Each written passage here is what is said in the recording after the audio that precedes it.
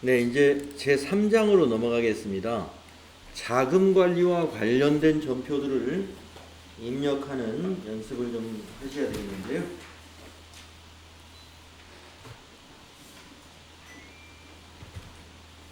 네, 여러분 교재에 136페이지 보시면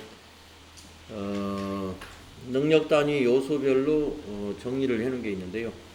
자금 관리에서 공부할 내용이 현금 시제 관리, 예금 관리, 법인카드 관리, 어음수표 관리 이렇게 구분해서 정리를 하겠습니다. 뭐 여러 가지가 있습니다만은 아무래도 여기 이 자금 관리에서는요 어음 관리 쪽 어음에 관련된 거래의 회계 처리 이 부분을 여러분이 좀 관심 있게 공부하셔야 됩니다. 자, 다음 페이지 넘어가서 우리 현금 시제 관리란 무엇인가? 뭐 이미 우리가 전표 입력 그동안 해오면서 현금 출납장 봤잖아요. 그게 바로 현금 시제 관리입니다. 자, 한번 내용을 보겠습니다. 현금의 수입과 지출이 있을 때 현금 출납장에 기록하여 현금 시제를 관리한다. 장부의 현금 계정 잔액은 현금의 실제 잔액과 일치해야 하므로 현금 출납 담당자는 매일 현금 시제의 잔액을 확인하고 관리해 줘야 한다. 계산이나 기록상 오류, 분실, 도난 등의 이유로 현금 시제와 장부가 일치하지 않을 수 있는데 이때 일시적으로 사용하는 계정 과목이 우리가 이론에서 배웠죠. 현금 과부족이라는 계정을 사용한다. 아마 뒤에 연습 문제에 현금 과부족 연습 문제가 나올 것 같아요. 다음에 동그라미 2번. 우리가 현금을 관리할 때 소액현금 제도라는 것도 있습니다. 그럼 소액현금 제도는 어떤 것이냐? 소액현금 제도는 지점 등에서 필요한 금액의 현금 지급 한도를 정해놓고 현금을 전달하여 지점 등에서 현금 결제를 용이하게 할 수 있도록 하며 일정 기간 동안 증빙 혹은 사용 내역을 보고하여 그 금액만큼 보충해주는 제도이다. 네, 그래서 이 소액현금 제도를 운영하는 경우에는요, 여기서 지점이라고 표현했지만 이 건설회사 같은 경우는 여러 현장이 있을 수 있어요. 각 현장에서 현장 소장이 책임하에서 뭔가 작업을 계속하고 있는데 수시로 현금이 필요할 경우가 있습니다. 그렇기 때문에 이제 본점에서 각 현장에다가 현금을 뭐 100만원이면 100만원, 50만원, 50만원 이렇게 운영자금으로 쓰게끔 건네주는 것을 소액현금이라고 해요. 그리고 거기서는 이제 현금을 지출하고 나서 여기 일정 기간 후에 뭐 일주일 단위든 열흘 단위든 해가지고 거기 사용한 증빙을 봉투에 딱 넣어서 내역과 함께 본점으로 보내줍니다. 그럼 본점에서 그걸 회계 처리해 주는 거예요. 우리가 그 지점마다 이 회계 프로그램을 설치해가지고 거기서 전표 입력하라고 할 수 없죠. 그러니까 소액현금으로 지출하라고 돈을 건네주고 쓰고 나면 다시 그 금액 보충해주고 하는 제도를 소액현금 제도라고 한다 이겁니다. 자, 현금 과부족 문제 또 나왔네요. 현금 과부족은 계산이나 기록상 오류, 분실, 도난 등의 이유로 장부의 현금 계정 잔액이 현금의 실제 잔액과 일치하지 않을 경우 일시적으로 사용하는 계정이다. 현금 과부족의 원인이 밝혀지면 해당 계정 과목으로 대체시키고 결산 시까지 원인이 밝혀지지 않으면 잡손실 또는 잡이익으로 대체한다. 자, 그래서 다음 표에 현금 과부족을 어떻게 처리하는지 여기 나와 있습니다. 이거 이론할 때도 우리 했었어요. 다음 현금 출납장. 우리 현금 출납장 이미 봤었죠?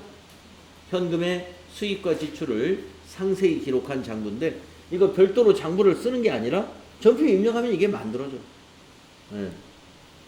그 다음에 일계표, 월계표 한 번도 안 봤는데요. 시산표하고 양식이 비슷합니다.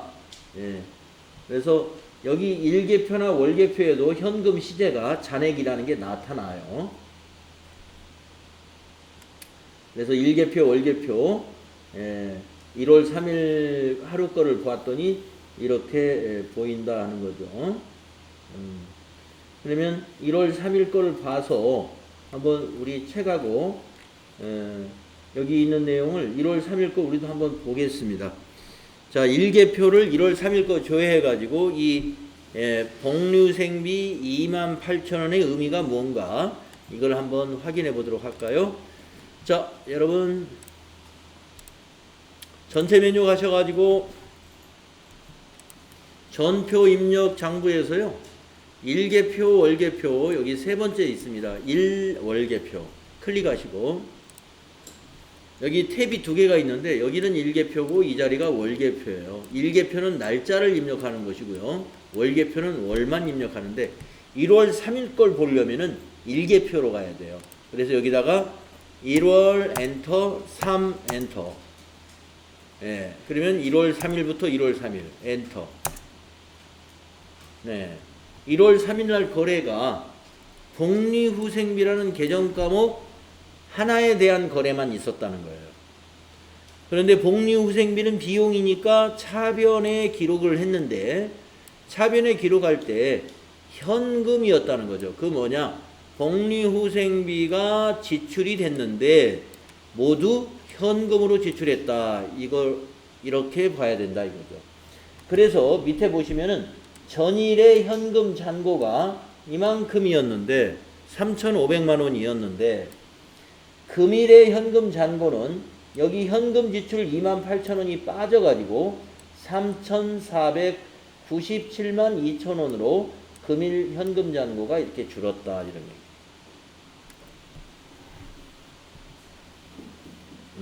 그런 걸 설명하고 있고요.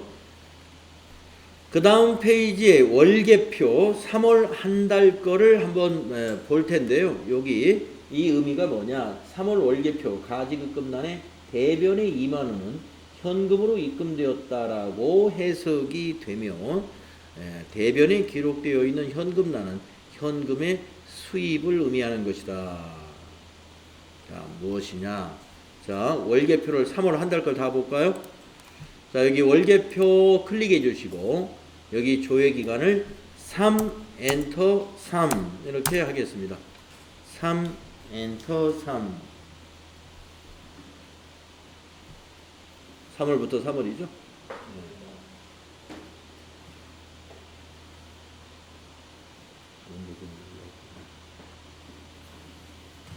3월부터 3월. 자, 이렇게 보고 있는데요. 자, 여기 아까 차변의 현금은 지출을 의미한다 그랬습니다. 지출. 그러면 대변에 있는 이 현금은, 대변에 있는 현금은 뭐냐? 이거는 현금의 수입을 의미한다 이런 얘기예요. 그러니까 여기 보시면 2만 원이 현금란에 있는데 가지급금이라고 되어 있습니다. 가지급금으로 현금 지출된 게 25만 원이요. 현금으로 들어온 게 2만 원이다. 그래서 오상식 부장이 전주 출장을 갔다 와서 2만 원 입금시켰죠. 그래서 가지급금에 대변에 현금 2만 원이 들어있는 거예요. 그래서 이게 보시게 되면요. 이 3월 한 달 동안의 거래에서 발생한 계정 과목들은 보통예금, 가지급금, 미지급금, 예수금, 급여, 여비교통비, 도서, 인쇄비.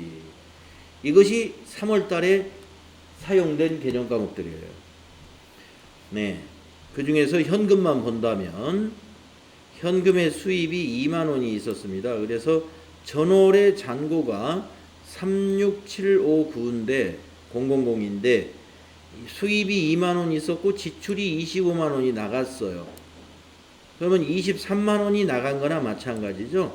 그래서 잔고가 금월 말 잔고는 36529가 된다. 여기서 23만 원을 빼진 거죠. 23만 원 빠진 거. 이렇게 일개표, 월개표를 이걸 보고 해석할 수 있어야 돼요. 그러면 이건 현금란은 그건데 그러면 대체는 뭐냐? 이 대체 23만 원은 그럼 뭐냐? 가지급금이라고 하는 자산이 대변에 갔어요. 감소했다는 거죠. 근데 대체라는 건 뭐냐? 가지급금이 뭘 어딘가로 대체됐다 이거예요. 뭘로 대체냐면 여비교통비로 대체됐었죠. 여비교통비로. 그래서 여비교통비 대체 안에 24만 원.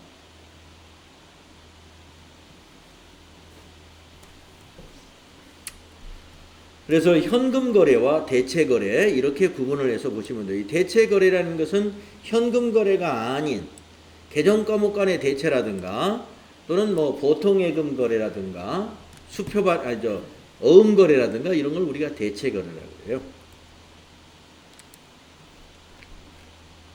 자, 그래서 수행 내용을 한번 이제 해보겠습니다. 3일 뷰티 현금 시제와 관련된 내용을 제시된 대로 한번 수행해봐라. 2월 28일에 현재 현금 잔액은 얼마요? 하면은 현금 출납장을 한번 볼까요? 2월 28일 현재의 현금 출납장. 네. 그러면 여러분이 현금 출납장을 한번 열어보세요. 현금 출납장 여기 있죠? 네. 2월 28일을 입력할까요? 2월 28일부터 2월 28일. 네. 그래서 2월 28일 현재는 잔액만 보면 되잖아요. 요 잔액. 예. 그래서 기간을 꼭 여기다 1월 1일부터 해도 상관은 없어요. 예. 그러나 1월 1일부터 하면 거래가 쭉 나타날 것이고, 그냥 2월 28일부터 2월 28일 하면 2월 28일 하루 것만 나타나잖아요. 장부가 간단해진다는 거죠. 그리고 보는 건 우리가 잔액만 보면 되니까 367590002 이날의 잔액이다. 물론 현금 출납장 말고요. 이 잔액을 볼 수 있는 방법은 다른 방법도 많아요. 전표 입력 2월 28일 날짜 넣으면 그 위에 바로 현금 잔액 보이죠. 여러 가지 방법은 있습니다. 다음 2번 문제 해보겠습니다. 1월부터 3월까지 현금 유입과 출금액의 차액은 얼마냐? 현금 입금액과 출금액 차이. 이것도 현금 출납장 보면 되죠. 네. 그래서 1월부터 3월까지니까 현금 출납장을 1월 1일부터 3월 말일까지로 봅니다. 3월 31일. 네. 그러면 여기서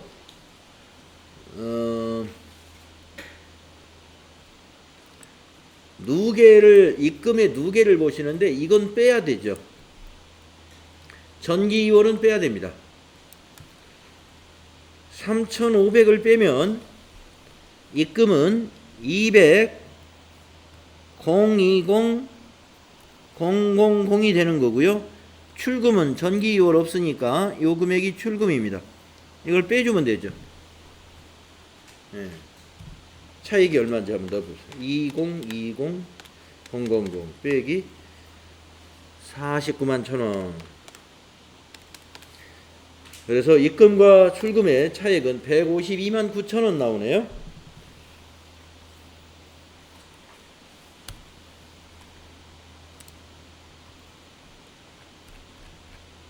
네, 이렇게 152만 9,000원이 맞네요. 여기서는 우리는 현금 출납장을 가지고 했는데 여기 책에서는 보니까 월계표, 월계표에서도 가능하죠. 여기 현금 유입과 현금 지출 이렇게 직접 빼도 됩니다. 현금 출납장을 가지고 해도 되고 일계표, 월계표에서도 가능하겠습니다.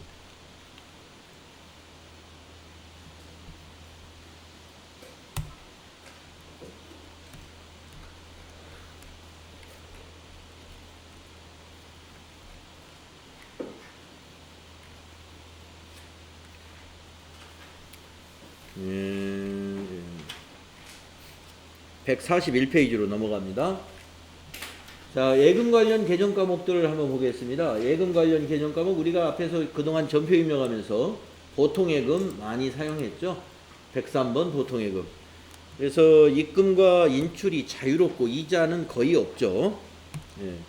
그 다음에 정기예금, 한꺼번에 예금을 해두고 이자를 만기 때 이자를 받죠. 정기예금이라는 계정 과목도 있고요. 또 매월 일정한 금액을 계속 불입하는 정기 적금. 네, 이것도 개정 과목이 있습니다. 자, 그 다음에 2번에 보시면은요, 은행 계정 조정표에 대해서 약간의 이론이 나와 있는데, 은행 계정 조정표다. 은행과 관련된 개정 과목이 회사의 장부하고 다르면 그 이유를 밝혀야 됩니다. 그걸 우리가 은행 계정 조정표라는데 보통 엑셀로 만들어요. 이런 것은. 자, 왜 은행 관련 계정에서 장부하고 안 맞는지 당좌 예금 때문에 그랬습니다. 우리가 이제 이 당좌 예금이라는 것은 여러분 수표를 발행해야 되는 회사가 이 당좌 예금 계좌를 개설하죠. 그래서 회사 입장에서는요, 수표를 발행하는 시점에 만약에 5월 6일 날 500만 원짜리 수표를 발행하면요, 그날 바로 당좌 예금에서 500만 원을 마이너스 시킵니다. 회사는. 그러면 이 수표 500만 원짜리를 A라는 거래처에다가 발행을 해줬는데 은행에서는 A라는 거래처로 발행했는지 안 했는지 몰라요. 은행에서는 몰라요. 이 A 거래처가 은행에다가 갖다가 제출을 하면 그때 은행에서 돈을 500만 원을 주는 겁니다. 그런데 거래처가 이거를 말이죠, 500만 원짜리를 받은 날 5월 6일 날 바로 갖다 주느냐, 뭐 그런 일이 있을 수도 있지만 대개는 그냥 금고에다 넣어놓고 현금처럼 쓸 수도 있어요. 네, 그렇기 때문에 우리 회사는 500만 원 5월 6일 날 당좌 예금에서 마이너스 시켰는데 거래처에서 가지고 있게 되면은 은행의 잔고와 회사의 장부는 차이가 나는, 시간 차이가 있다는 겁니다. 이 내용이 그 내용입니다. 한번 읽어볼게요. 은행의 당좌예금 계좌의 잔액은 기업의 당좌예금 장부의 잔액과 일치하지 않는 경우가 발생한다.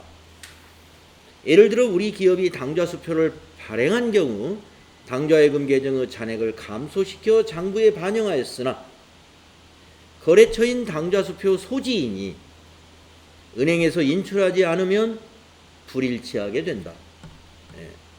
이런 경우 결산일에 불일치하는 원인을 파악한 후에, 그러니까 은행계정 조정표는 평소에는 은행계정 조정표를 만들지 않습니다. 결산일에 보고를 해야 되는데 우리가 은행에서 잔고 명세서를 받아가지고 이제 제출을 해야 되는데 잔고 명세하고 우리 계정에 당좌예금 잔액하고 안 맞는단 말이에요. 그거를 밝혀야 되니까 결산 때 은행계정 조정표를 작성을 해줘야 되겠죠. 그래서 결산일에 불일치하는 원인을 파악한 후에 불일치 금액을 조정하여 조정된 당좌예금 잔액을 재무상태표에 보고하는데, 이렇게 불일치하는 원인을 파악하여 조정하는 과정을 은행계정 조정이라고 하고 그 표를 은행계정 조정표라고 하는 거예요. 그래서 은행계정 조정표 우리가 이 프로그램에는 없습니다. 회계 프로그램에는 엑셀로 그냥 만들어서 쓰시면 돼요. 다음 페이지 가시면 이제 예적금 현황. 네, 우리가 예적금 현황에 가면은 이렇게 보통예금, 당좌예금 이런 예금 계좌들의 잔액을 조회해 볼 수가 있어요. 그래서 자금 관련된 거래를 이제 전표 입력을 한 번씩 해보도록 하겠습니다. 자, 수행 내용의 1번은 첫 번째 문제는 화재보험료를 납부했다라고 합니다. 보통예금 계좌에 찾으신 금액 60만원, 삼성화재로 계좌 이체가 되어 있습니다. 자료를 읽어보면요, 본사 사옥에 대한 화재보험을 삼성화재에 가입하고 보험료를 국민은행 보통예금 계좌에서 이체하여 지급하였다. 비용으로 회계 처리하세요. 이랬어요. 그러면 여러분이 알다시피 화재보험에 가입했을 때 비용 계정 과목은 뭘로 하면 될까요? 우리 보험료라고 하는 판매관리비 개정 과목이 있어요. 그래서 보험료로 회계 처리하시면 됩니다. 그래서 분계를 한번 써보자면요. 이게 또 번호가 1번이 됐겠네요. 네, 좋아요. 그럼 날짜로 하겠습니다. 5월 1일 날짜로. 네, 번호가 자꾸 중복이 되니까. 그러면 이번에는 날짜를 가지고 5월 1일 날 차변에 보험료 비용이 발생합니다. 얼마 보험료가 60만 원 나갔나요? 대변은 보통예금으로 지급했죠? 보통예금 60만 원. 그래서 이 거래는 차변에 비용이 발생한 거고요. 대변은 자산이 감소한 겁니다.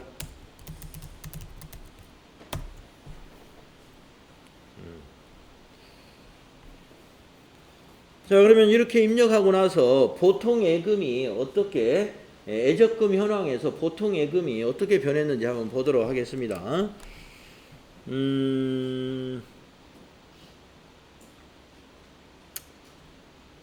분계를 한번 전표를 입력해 보죠.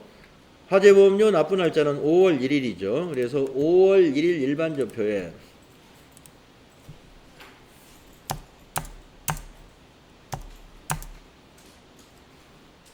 3번 차변이면 보험료 계정 코드는 821번을 골라주시고 거래처는 삼성화재인데 아마 코드로 등록은 안 돼 있을 겁니다. 그럼 여기다가 삼성화재 이렇게 입력해 주시고 적요는 화재보험료 지급했죠. 예. 여기다가 본사 건물 화재보험료라고 하겠습니다. 금액은 60만원.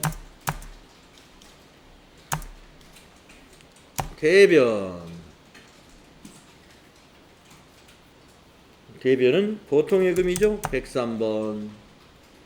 거래처 국민으로 검색합니다. 국민 엔터 하면은 98001 들어가죠. 적요는 엔터로 위에 거 복사하고 지나가면 되겠네요.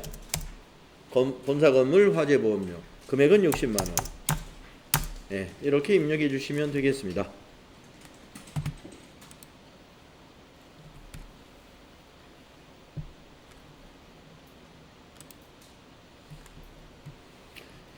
자, 그러면 이 전표를 입력하고 나서 우리가 애적금 현황에 있는 메뉴를 하나 보겠는데요. 이 보통예금이 관련이 있어요. 자, 전체 메뉴 나가셔서 금융자금관리에 애적금 현황이라는 두 번째 메뉴를 한번 클릭해 볼까요? 그래서 기간을 언제까지로 하냐면 6월 말까지로 한번 해보겠습니다. 6월 30일까지로.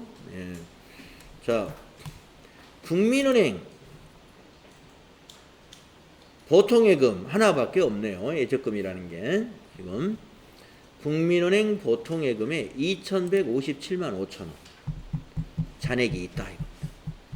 그러면 이 잔액을 한번 더블 클릭해 보실래요? 아니 원장을 보죠. 더블 클릭하지 마시고 죄송합니다. 옆에 원장이 있네. 원장을 다시 기간을 입력하겠습니다. 1월 1일부터 6월 말까지로 한번 볼까요? 6월 30일까지로. 계좌명은 그냥 엔터로 그냥 지나가십시오. 네. 그러면 여기 국민은행 계좌번호 보이시죠? 여기 현재 계좌가. 그래서 방금 입력된 거 여기 5월 1일 거 이겁니다. 애적금 현황에 여기 이 부분은 현재 계좌라는 것은 우리 회사가 보유한 통장 번호들이에요. 그래서 여기를 눌러보시면 국민은행의 보통예금 계좌 지금 하나만 여기에서 볼 수가 있는 것이죠. 더 이상 없어요. 국민은행 보통예금 계좌. 그래서 이와 같이 내용을 볼 수 있습니다. 이 애적금 현황은 이 계정별 원장의 보통예금과 똑같은 거예요. 그런데 여기에서는 원장 잔액 이렇게 구분하고요. 이 특이한 것은 이 예금 계좌별로 여기서 예금 계좌별로 쭉 볼 수 있다는 거예요.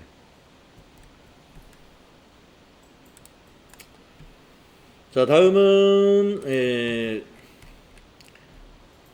수행 결과가 바로 밑에 나와 있네요.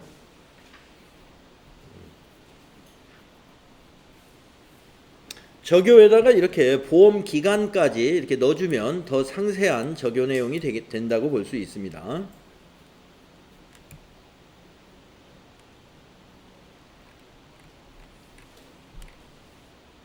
자, 다음은 법인카드 관리에 대해서 보겠습니다. 법인카드. 자, 이 카드를 관리한다는 게 뭐냐면요. 회사에서 보통 경비를 지출할 때 카드를 사용하는 일이 많은데, 그러면 카드를 발급받으면 카드를 발급받은 부서에서 이렇게 좀 기록 관리를 할 필요가 있지 않냐 하는 거죠. 그래서 자, 위에 있는 내용 뭔가요? 소매업, 음식, 숙박업 등 주로 최종 소비자를 대상으로 영업을 하는 사업자는 신용카드나 현금 영수증 단말기를 설치하고 대금을 결제받는다. 이렇게 신용카드 등으로 결제된 내용은 국세청에 바로 통보가 된다. 그래서 우리도 이런 업종을 상대를 하려면은요, 법인카드를 만들어라 이런 얘기입니다. 그래서 우리가 법인카드를 언제 발급받았고, 카드 번호는 어떻게 되고, 유효기간이 언제고, 사용 한도는 얼마이고, 결제는 무슨 은행 어떤 계좌번호에서 결제가 일어나고, 결제일은 매달 며칠이고, 이 카드를 영업부에서 쓰는지 구매부에서 쓰는지 사용부서 누가 담당자냐 해서 담당자한테 여기 서명을 딱 받는 거죠. 그래서 뭐 카드가 하나라면은 한 줄로 간단히 끝나겠지만, 규모가 큰 회사는 부서별, 팀별로 법인카드를 다 만들어 준단 말이에요. 그러면 카드가 여러 장이 될 수 있죠. 이걸 관리하는 대장을 법인카드 관리대장이라고 한다. 이건 회계 처리하고는 관련이 없는 거예요. 그래서 밑에 이제 회계 처리하고 관련되는 표가 하나 있는데요. 우리가 카드 거래를 보면은 계정 과목이 이렇게 다릅니다. 뭐냐면 상품을 팔고 카드로 받았다. 그러면 외상 매출금이에요. 대변에는 상품 매출이고요. 그런데 상품 외의 것을 매각하고 카드로 받았다. 그러면 미수금이에요. 여러분 아시겠죠? 그래서 외상 매출금과 미수금으로 카드 거래가 나누어진다는 거죠. 매입도 마찬가지입니다. 상품을 사고 법인카드로 결제했어요. 그러면 외상매입금이에요. 상품 산 거니까. 이때 외상매입금의 거래처는 카드사가 거래처가 돼요. 그래서 카드 관련 거래의 거래처는 다 카드사예요. 자, 상품 외의 것을 구입하고 카드로 결제했어요. 우리 법인카드로. 그러면 미지급금이에요. 요거 잘 구분하셔야 돼. 그래서 상품을 사고 외상으로 카드로 샀다. 그러면 외상매입금, 차변의 상품. 비품을 법인카드로 구입했다. 그러면 차변이 비품, 대변은 미지급금. 이렇게 개념 과목을 구분해서 회계 처리하셔라는 겁니다. 그래서 이제 연습을 이제 해봐야죠.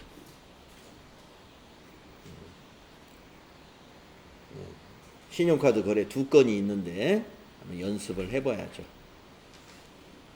첫 번째 1번을 보면요. 날짜가 어디 있느냐. 여기 있네요. 5월 3일. 자, 매출거래처 직원과 식사하고 국민카드로 결제를 했대요. 32만원 결제했네요. 5월 3일 날. 그러면 여러분 여기 분계를 써본다면 5월 3일 거래의 분계는 32만원 식사비로 지출했단 말입니다. 그러면 분계가 어떻게 되느냐. 5월 3일 거래는요. 차변이 자, 이 식사비는 개정 과목이 뭐가 되겠습니까? 접대비가 됩니다. 거래처 직원과 식사한 것은 접대비로 봅니다. 그래서 32만원 접대비 비용 발생했고요. 대변은 법인카드로 결제했어요. 그러면 외상 매입인가요? 미지급금인가요? 예, 미지급금이 됩니다. 이때 미지급금은 식당이 거래처가 되는 게 아니라 식당은 황금 오리는 돈을 받은 거고 우리는 국민카드에 미지급한 거예요. 그래서 여기 거래처가 국민카드가 된다는 것을 유의해야 됩니다.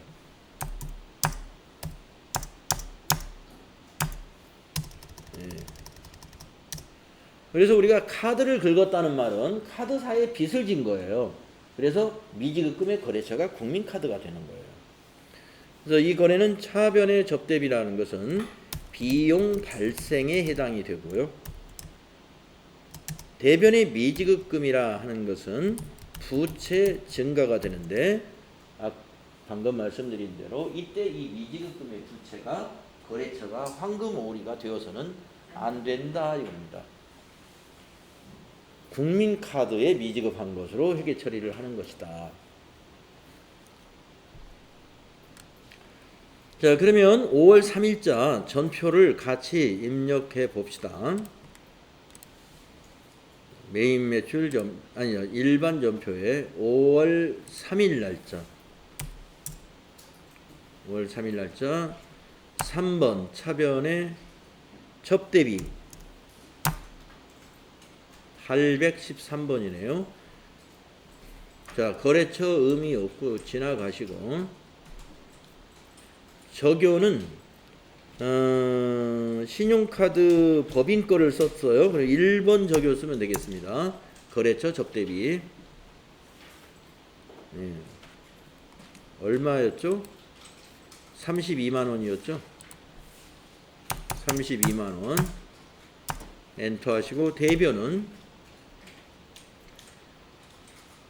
자, 대변은 뭡니까? 미지급금이죠. 여기 거래처를 코드로 꼭 입력하셔야 되는데 카드사로 하셔라 해요. 무슨 카드사죠?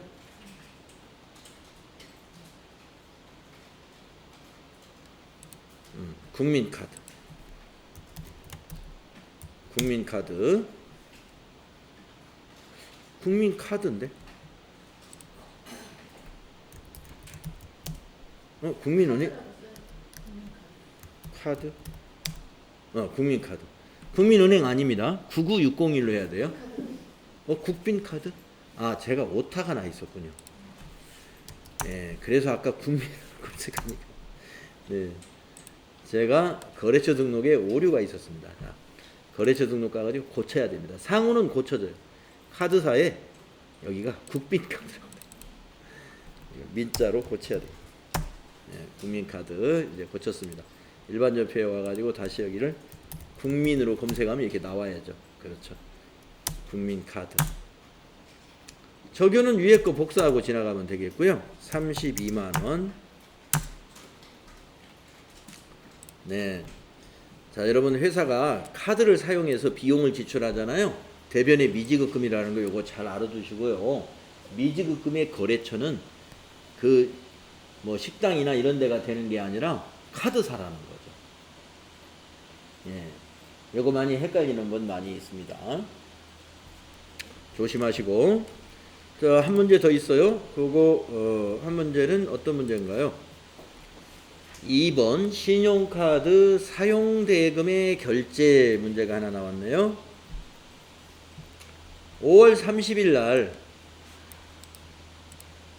보통예금에서 국민카드로 찾으신 금액 인출이 됐어요. 5월 카드 사용대금이 국민은행 보통예금 계좌에서 자동이체 결제가 일어났대요. 분계를 수행하시오.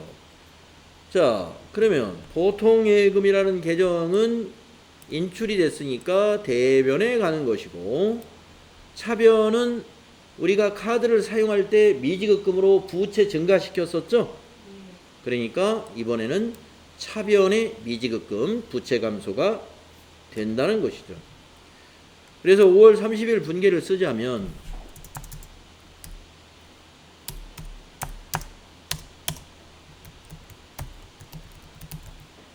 차변의 미지급금 국민카드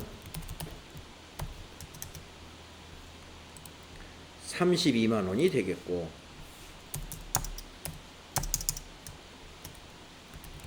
대변의 보통예금 국민은행 32만 원이 되겠습니다. 거래의 결합관계는 차변은 부채 감소가 되는 거고요. 대변의 보통예금은 자산 감소가 되는 거죠. 이러한 결합이 되겠습니다. 그래서 5월 30일 전표를 입력해 봅시다. 5월 30일 차변은 미지급금, 거래처는 99601, 위에 코드 보이면 이렇게 코드로 직접 입력해도 좋아요. 자, 적용 코드가 해당되는 게 있을 것 같아요. 미지급금 반제시 보통인출 1번 적용 32만원, 날짜에서 엔터 쳐주시고 4번 대변 입력하신 다음에 103번 보통예금, 거래처는 이번에는 카드가 아니라 은행, 국민은행 98001, 적용은 그냥 위에 거 복사하고 가면 될 것 같습니다. 미지급금 반제시 보통인출 32만. 네. 자, 카드 관련 거래 해봤는데요. 여기 지금 상품 매입은 안 나왔습니다만은 카드로 상품을 매입했을 때는 미지급금이 아니라 외상 매입금이고, 거래처는 역시 카드사. 네, 그것도 함께 기억을 해 주셔야 되겠습니다.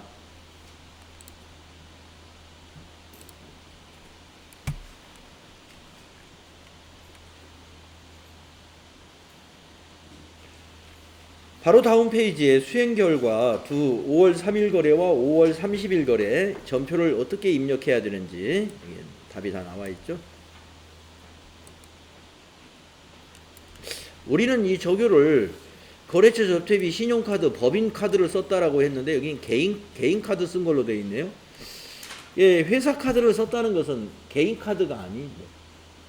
예, 뭐 그냥 우리가 맞은 걸로 하겠습니다.